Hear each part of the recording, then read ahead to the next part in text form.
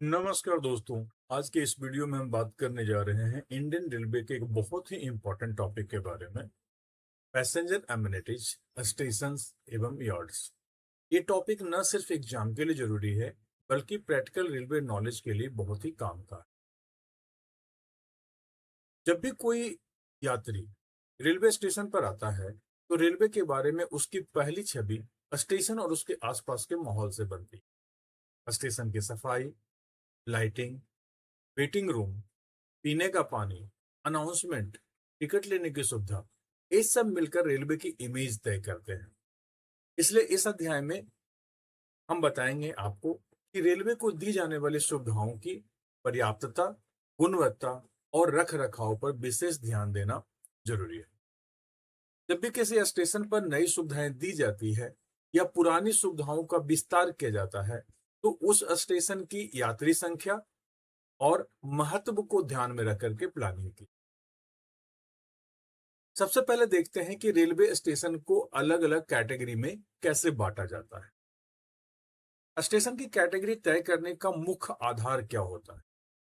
इनका मुख्य आधार है उस स्टेशन की पैसेंजर अर्निंग, यानी आरक्षित और अनारक्षित, रिजर्व और अनरिजर्व, दोनों तरह के यात्रियों से होने वाली कमाई जो उस स्टेशन से ट्रेन में चढ़ने वाली यात्रियों पर आधारित हो।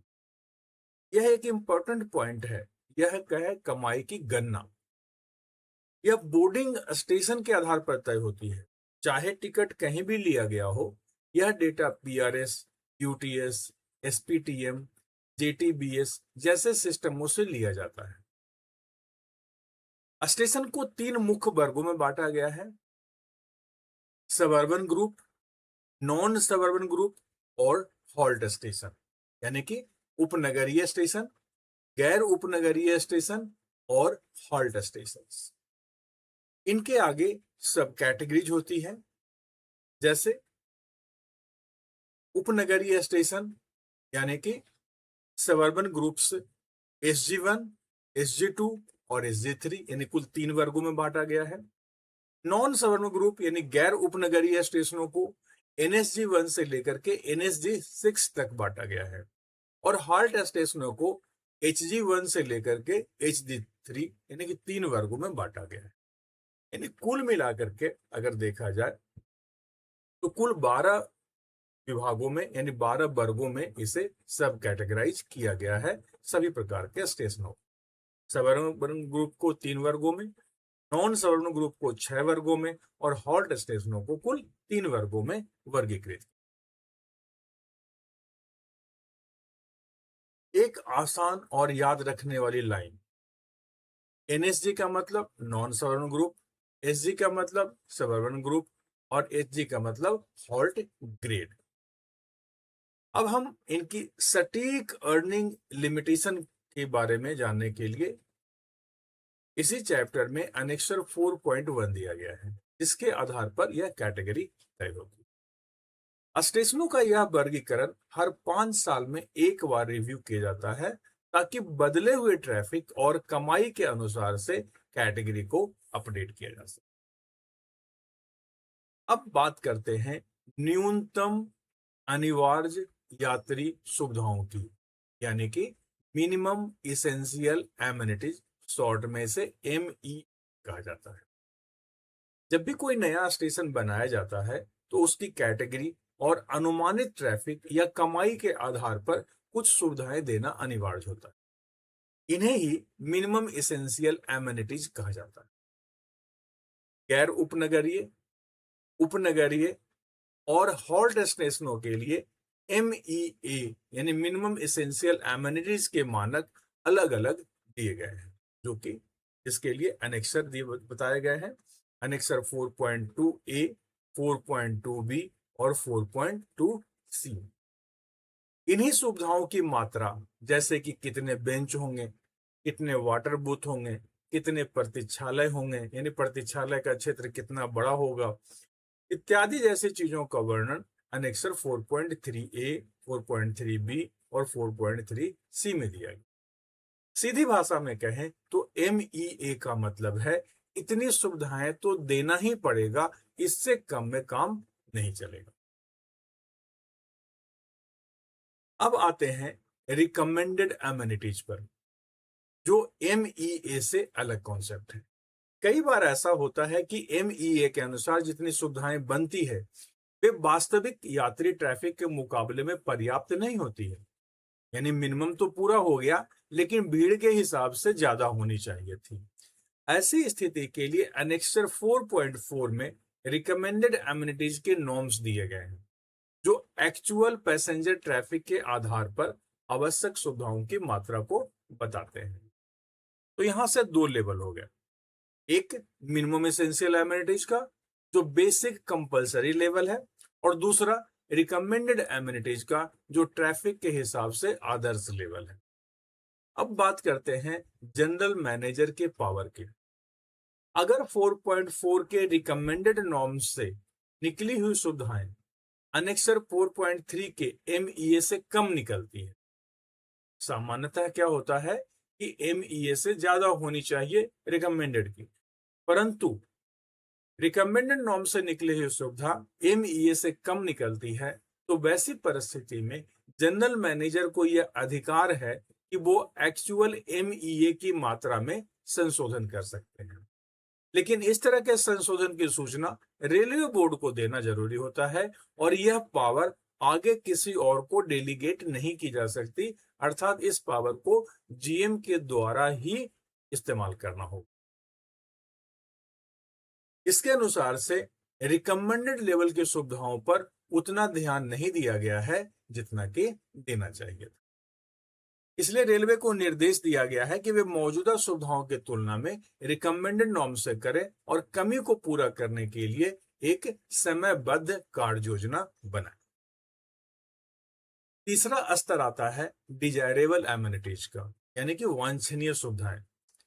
यह वे सुविधाएं हैं जो यात्री की संतुष्टि और अनुभव को और बेहतर बनाती है, जैसे अतिरिक्त कंफर्ट, कन्वीनियंस और मॉडर्न लुक।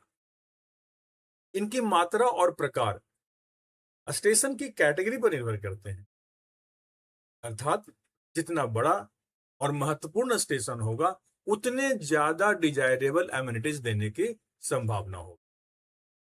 इस चैप्टर में एनेक्सर 4.5A, 4.5B और 4.5C में ऐसी सुविधाओं की सूची दी गई है जिनमें से स्टेशन की जरूरत और महत्व के अनुसार से चयन किया जा सकता है। इनमें उदाहरण के तौर पर बेहतर वेटिंग हॉल, बेहतर मॉडर्न साइनेज सुविधा, बेहतर फूड प्लाजा, बेहतर एक्सलेटर आदि जैसी सुविधाएं शामिल हो सकती है।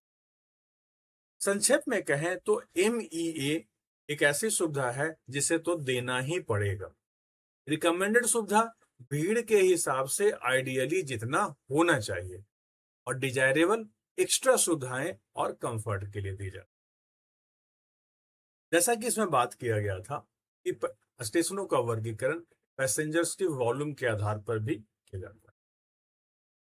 अब बात करते हैं कि यात्री संख्या कैसे निकाली जाती है, क्योंकि इसी के आधार पर सुविधाओं की कैपेसिटी तय होती है। तो सबसे पहले रोजाना यात्रियों की संख्या ओरिजिनेटिंग पैसेंजर पर डे का कैलकुलेशन निकालना होता है। जोनल रेलवे को एक वर्ष की औसत यात्रियों की संख्या निकालनी होती है। इनमें से रिजर्व्ड और अनरिजर्व्ड दोनों तरह के यात्री शामिल होते हैं, और डेटा पीआरएस, यूटीएस और अन्य सिस्टमों से दिया जाता है। जिस महीने में विशेष मेला ट्रैफिक होता है उस महीने को इस औसत में शामिल नहीं किया जाता है। जहां मेले आयोजित होते हैं वहां के लिए अतिरिक्त सुविधाओं का निर्णय डीआरएम अलग से ले सकते हैं। अब बात करते हैं एनमैक्स की, यानी कि किसी भी समय पर अधिकतम यात्रियों की संख्या कितनी हो सकती है। इसके लिए कुल 3 स्टेप हैं। पहला, यह देखें कि किसी भी आधे घंटे के अंतराल पर स्टेशन पर अधिकतम कितनी ट्रेनें रुकती है या उसकी डीलिंग की जाती है। दूसरा, प्रति ट्रेन औसत यात्री निकालें, यानी कि रोजाना यात्रियों की कुल संख्या को 24 घंटे में रुकने वाली ट्रेनों की संख्या से डिवाइड कर दें। और तीसरा एन मैक्स बराबर होगा किसी भी आधे घंटे में अधिकतम ट्रेनों की संख्या गुना प्रति ट्रेन औसत यात्री। उदाहरण के लिए मान लेते हैं कि किसी स्टेशन पर रोजाना 4800 यात्री आते हैं और 24 घंटे में कुल 24 ट्रेनें रुकती है, तो प्रति ट्रेन औसत यात्री हो गए 4800 डिवाइडेड बाई 24, यानी कि 200 यात्री प्रति ट्रेन। अगर सबसे व्यस्त आधे घंटे में 3 ट्रेन आती है तो एन मैक्स हो जाएगा 3 गुना 200 यानी कि 600 यात्री।